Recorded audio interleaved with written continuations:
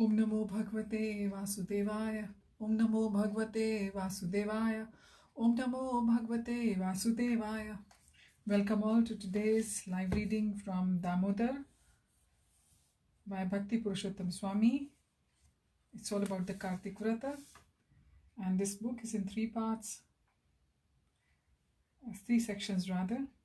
We shall begin with the preface of the book today. Mukham karoti vachalam pangum langayate girim Yat kripatabham vande Shri Gurum Dinatarinam Paramananda Madhavam Shri Chaitanya Ishwaram Hari Om Tat Sat.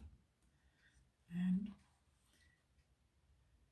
many greetings to all of you in this holiest of all the months, Damodara month, which comes in the Kartik, and today is the Sharad Ras Purnima, Sharadiya Ras Yatra Purnima. And let's begin. The preface is as follows. Paritranaya sadhunam vinashayas chiduchkritam dharm samsthapanarthaya sambhavami yuge yuge. To deliver the pious and to annihilate the miscreants, as well as to re-establish the principles of religion, I myself appear millennium after millennium. This is Lord Krishna saying in the Bhagavad Gita, verse number 4.8.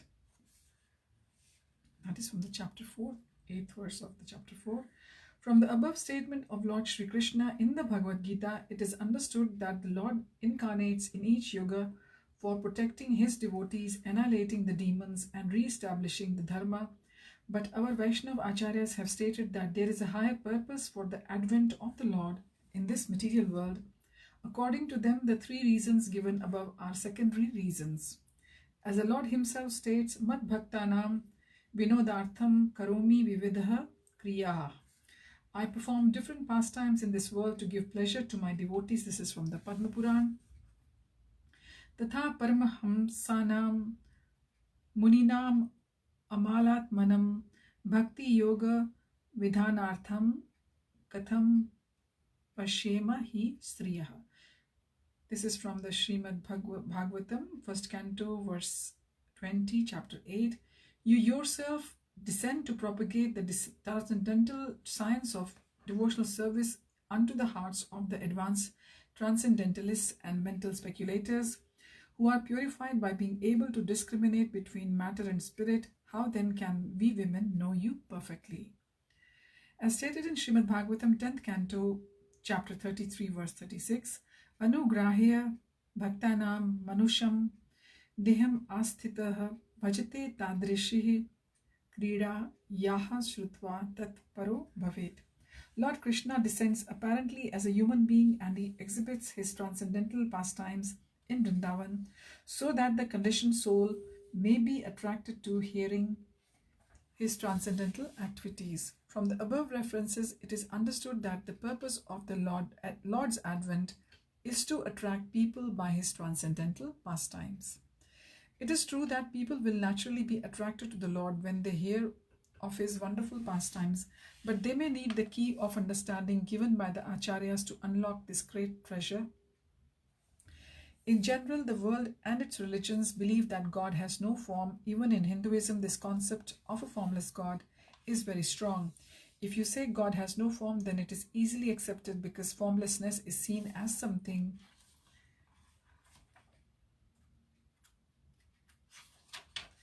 extraordinary. Ordinary people have a form, but God is extraordinary. Therefore, he must have no form. People readily accept this concept. Those who do accept the personal aspect of the God more easily accept Lord Vishnu or Narayan as God. It is easy for people to accept the extraordinary form of Lord Vishnu as God. He has 4 arms, a blue body, and is lying on a serpent in the ocean of milk or residing in Vaikuntha, etc. But when it comes to accepting Lord Rama or Lord Krishna as God, many questions and doubts seem to arise in the mind. The Lord in these forms has exhibited many extraordinary feats as well as very common activities, which lead people to doubt whether Sri Ram and Sri Krishna are really God or not. For example, the seemingly worldly behavior of Lord Ramchandra when he was banished to the forest and his wife was stolen by Ravan. Lord Rama was lamenting and crying for his wife. This apparent contradiction is also prevalent in the pastimes of Lord Krishna. As a child, he was afraid of the stick in his mother's hand. He stole butter in different houses. He danced with the wives of other men in the middle of the night, etc. By hearing of these seemingly common activities, some people begin to doubt that Krishna and Ram are actually God. How can God have all these qualities when he is transcendental to material qualities? Param Brahma. God has unlimited good qualities, but there are 18 qualities that God does not possess. For example, the Shastras name 18 principal faults that are never present in the Lord, namely illusion, laziness, error, cruelty, intense lust, fickleness, arrogance, envy, violence, sorrow, fatigue, dishonesty, anger, longing, fear, confusion, partiality, and dependency on others. Though these qualities are not supposed to be within God, we see in many pastimes of Sri Ram and Sri Krishna that some of these qualities are exhibited by the Lord. How can we reconcile this? If we simply read scripture, we cannot understand. We will become more bewildered by the pastimes of the Lord. As a result, the purpose of the Lord's advent will fail. The Lord appears to exhibit his pastimes by which people will be attracted to him. But in reality, we see that simply by hearing about his pastimes, many doubts begin to surface. To fully grasp the nectar of the Lord's pastime, we must hear them explained by the Acharyas. By paying careful attention to the explanations given by the Vaishnava Acharyas, all doubts will be dispelled, and it will become clear that the qualities which seem to disqualify the Lord as God are actually wonderful qualities which enhance his greatness. Through this description of the Dama Bandhan Leela, we will explore this great secret.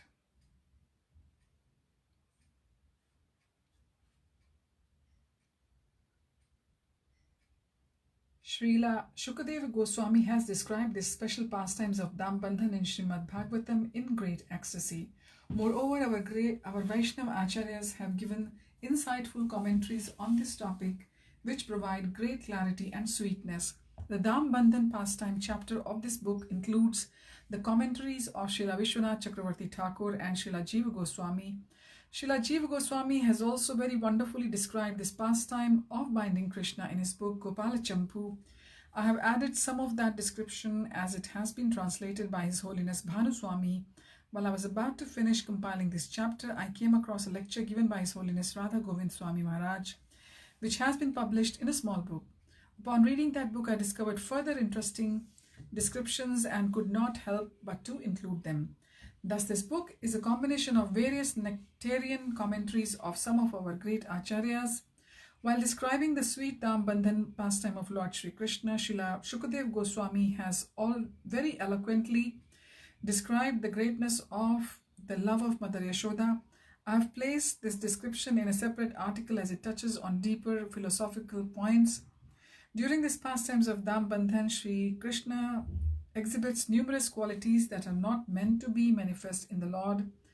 Our great acharyas have perfectly reconciled these apparent contradictions, and I have included their explanations in the article entitled How Can Krishna Be God? I am sure readers will find this article very interesting. Lately, the performance of Damodara Vrata within ISKCON has become very popular. My Guru Maharaj Srila Jai Pataka Swami has introduced and promoted this Damodara Vrata month as a great tool for preaching.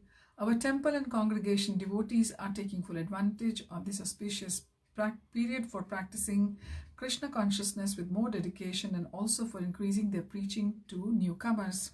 For this reason, I felt the need to elaborate on this pastime and make it more readily available to everyone. This book also includes some pastimes glorifying the Damodar month as they are described in the Skanda Puran. There are many descriptions of the glories of the Damodar Vrat or Kartik Vrat given by various Purans which have been compiled by Srila Sanatan Goswami in his book Hari Bhakti Vilas. I have also included this information to inspire devotees about the greatness of Damodar Vrat. There are some pastimes which advocate this very strict performance of Damodar Vrata. I have mentioned these not necessarily for devotees to follow, but rather to illustrate the greatness of the Vrata. For our ISKCON devotees, Srila Prabhupada has given a specific standard which should be observed diligently, but if someone has a desire to follow an extra Vrata without disturbing his or her daily temple service, then it is up to that particular devotee. I would like to beg all readers of this book to kindly pray for me so that I might receive the mercy of the Lordship Shri Shri Radha Damodar. Please excuse me if I have committed any mistakes in compiling this book. Finally, I would like to thank His Holiness Bhanu Swami, who very kindly made some corrections to the article describing the binding of Lord Krishna. Your humble servant, Bhakti Purusottama Swami. So this was the preface of the book Damodar. Now we proceed to the section 1 of this Damodar book, Kartik Vrata. The first section is Damodar Leela. Akarshati iti Krishna, Shri Krishna is all attractive. The scriptures describe that Lord Brahma has 50 qualities. Each and every living entity possesses a part of these 50 qualities of Brahma. Lord Shiva has 5 more qualities than Brahma, giving him a total of 55 qualities. Lord Narayan has 5 more qualities than Lord Shiva, but Lord Krishna is supreme, having extra 4 qualities that are unique only to him. These 4 qualities are Rupa Madhuri, Leela Madhuri, Venu Madhuri, and Premna Priyadhikya. Lord Shri Krishna is most famous for his incredibly sweet pastimes. In fact, Lord Shri Krishna displays unlimited nectarian pastimes which attract every living entity. He is so beautiful that he becomes attracted by his own beauty. His beauty has thus been described as Atma Parayanta Sarva Chitta Hara, which means he is so attractive that he attracts the hearts of everybody, including even his own heart.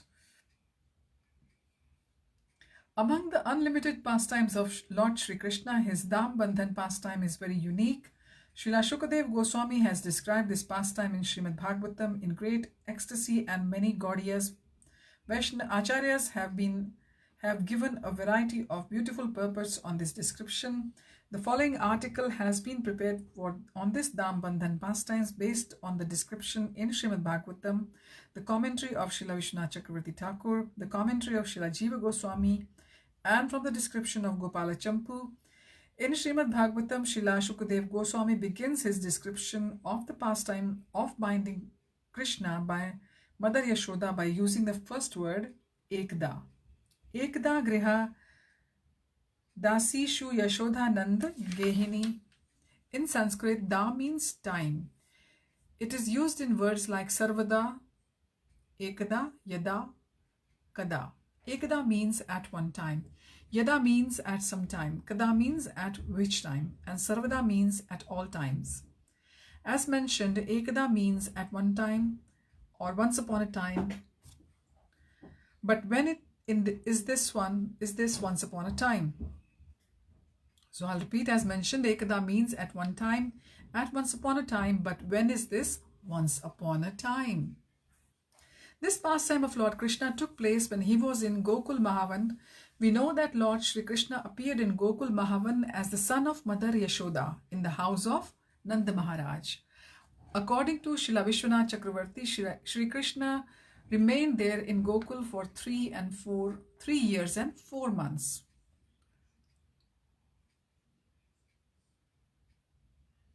So in Gokul, Lord Krishna lived for only 3 years and 4 months. Following this period, Nanda Baba moved to a place on the western bank of the Yamuna called Chatikara in Vrindavan. Again, the Lord stayed there for 3 years and 4 months. From there, Nanda Baba moved to Dig, then Kamyavan, and finally settled at Nandagram. During his stay at these various places, the Lord exhibited many wonderful pastimes. This particular pastime took place while the Lord was in Gokul Mahavan before he was 3 years and 4 months old. After this pastime, Nanda Baba along with Shri Krishna and their associates left Gokul Mahavan. This pastime took place during the month of Kartik, also known as Damodar month. The day was Deepavali Amavasya day, just before the day of Govardhan Puja. Of course, at that time, Govardhan Puja had not yet been introduced. The Vrajavasis were holding a big festival to worship Indradev. Everyone, including all the servants of the house, was engaged in preparing for the Indra Puja festival.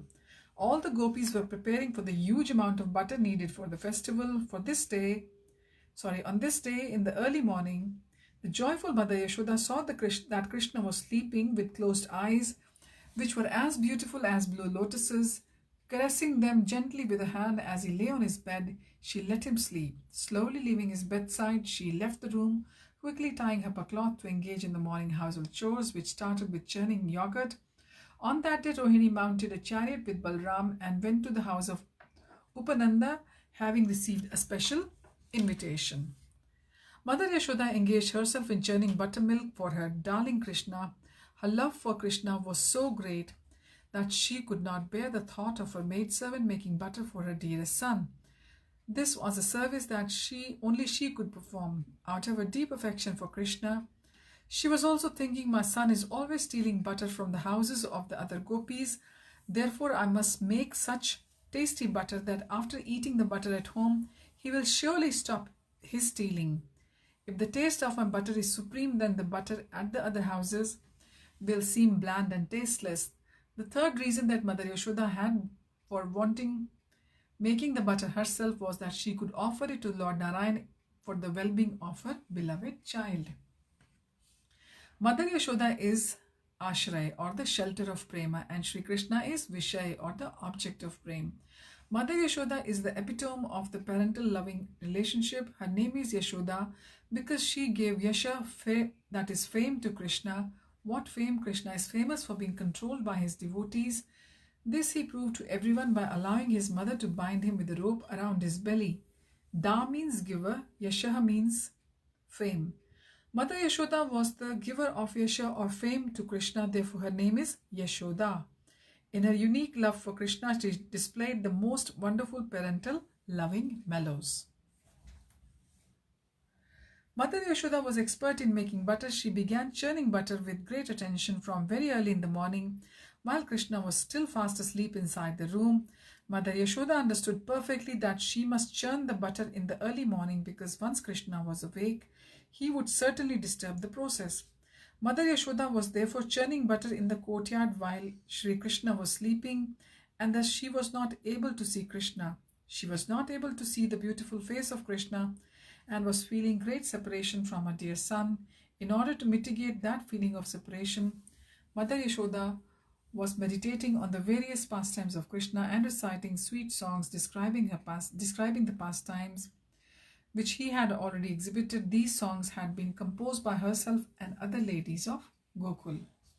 Mother Yashoda sang, O Tilak of the family Nanda, you are living in Vrata since the people here have performed hundreds of pious acts. You have given them great happiness by witnessing your activities. The eyes become joyful. By the great festival arising from this place, you give bliss to all the cowherds. O King of Gokul, filled with the auspicious action of killing Putana, you engaged in auspicious acts after overturning the cart, which destroyed the steadiness of our hearts. The Supreme Lord has brought you back after he killed the whirlwind demon. You crawl about in the beautiful yard, Lord, lotus-eyed child. You are the greatest piety. You show the greatest skill at dancing and playing. You appear most attractive when you hold onto the calves' tails. You show false greed in arguing for fun with the elders. O Krishna, always give happiness to me. Your mother, stay in this house always. Please reveal your playful antics and quickly grow. You exhibited the potency of the Lord because causing astonishment in showing the universe within you. May your body remain without old age and death and become the cause of joy by worshipping the Lord. Her earrings shook and jingled harmoniously, then her ankle bells and the golden belt around her waist also joined in, creating a beautiful melodious sound. It was as if an expert kartal player was playing. As she was churning the yogurt, the churning rod went grrr, grrr, grrr, sounding like an expert mridanga player. In this way, Mother Yashoda had full musical accompaniment as she continued to sing about Krishna's glorious childhood pastimes. Srila Shukadev Goswami, overwhelmed by the great fortune of Yashoda and being very affectionate to her described the beauty of Yashoda while she was churning butter. Those devotees who worship Krishna in parental loving relationship try to remember or meditate on this form of Yashoda while she churned the butter. She is the person most qualified to be the mother of Krishna, being the epitome of parental loving relationship due to her high level of parental love. Her qualities and form. Srila Shukadeva Goswami describes the beauty of her body, of her dress, and the beauty of the movements of her body while she churned butter for Krishna with so much love and attention. She was Shubhru, having beautiful eyebrows, and Prithu Katitata, which means her waist was broad. She was wearing a very finely woven yellow sari made of fabric prepared from the fiber of the Atasi tree. This tree is well known for producing an extremely fine thread. Her bodily color was shama. Around her waist she wore a piece of cloth called mekhala. The bracelets on her wrists moved side to side and her earrings swayed as she expertly churned the butter for the Lord. Her eyebrows shifted expressively, reflecting her happiness. Due to the labor of churning butter, beads of perspiration decorated her face and malati flowers fell to the ground from her head. In this way, she was nirmamantha, churning the yogurt. Her hands and body were engaged in the intensive labor, parishram, to make the makhan, the butter. Her tongue was singing the glories of the pastimes of Krishna. Her ears were engaged in hearing those songs, and her mind was remembering and meditating on how she would make the makhan to feed Krishna. She is the state of a perfect devotee, fully engaging mind, body, and intelligence in the service of Krishna. As Mother Yashoda was thus engaged in churning yogurt, Krishna woke up from his sleep. On this day, Krishna woke up earlier than usual. He was looking for his mother and thought, "Why is Ma not here with me on the bed?" Then he heard her singing in another room. He immediately thought, "What is wrong with her today? She's not worried about me at all. She has left me to start on her ordinary household duties." He was feeling very hungry and was eager to enjoy drinking milk from his mother. Breathing heavily, stretching his limbs and rubbing his eyes, Lord Krishna cried, "Mother, mother." Hearing the sound of churning, he walked on faltering feet to his mother. The Lord was hungry. Here the question arises, how can Param Brahma, who is Atmaram or self-satisfied, be hungry? Param Brahma is supposed to be self-satisfied, but here the Lord felt hungry and desired to milk from his mother Yashoda. This hunger was not like the hunger of ordinary people. This hunger was for the hunger of love. The hunger has manifested within the Lord as an expression of parental loving relationship. The Lord wanted to give pleasure to Mother Yashoda. Mother Yashoda enjoyed seeing her baby approaching her with a desire to drink milk. To indicate his great desire to drink her milk, the Lord was sobbing as he made his way towards Yashoda, who was engaged in churning yogurt. He then caught hold of the churning rod and stopped his mother from churning yogurt, expressing his desire, "Oh mother, please stop churning yogurt now and feed me milk." One Acharya has given his realization as to why Krishna stopped the churning. He stopped this churning to tell his mother, all the Gyanis are constantly reading and analyzing the scriptures, trying to extract the essence, just churning, churning and churning. At last they may approach me, for it is I who am the conclusion of all scriptures. O my dear mother, you are already with me, so what is the use of all this churning? We can analyze the Upanishads, the Vedas, the Purans, and the other Vedic scriptures, but what is their final conclusion? All the scriptures conclude that attaining Krishna is the highest goal of life, that Krishna is the son of Mother Yashoda. Why then would she have to do any churning? Why was she doing this unnecessary labor? For this reason, Krishna stopped his mother from churning the yogurt. Mother Yashoda was pleased to see that now how her son had become so strong and intelligent that he was trying to stop her by holding the churning rod. This increased her meditation on the qualities of Krishna and captured her mind. Just by seeing Krishna approaching her, torrents of milk began to flow from her breast due to her extreme parental love. In his eagerness, Krishna climbed onto the lap of Yashoda before she could pick him up. Krishna did not need to be invited onto the lap of Mother Yashoda, as the lap of Yashoda was Krishna's own property. He also became very proud of himself. He thought to himself, "How smart I am. I stopped mother from her work and claimed my right. Thinking in this way, he smiled continuously, making his chubby cheeks more adorable.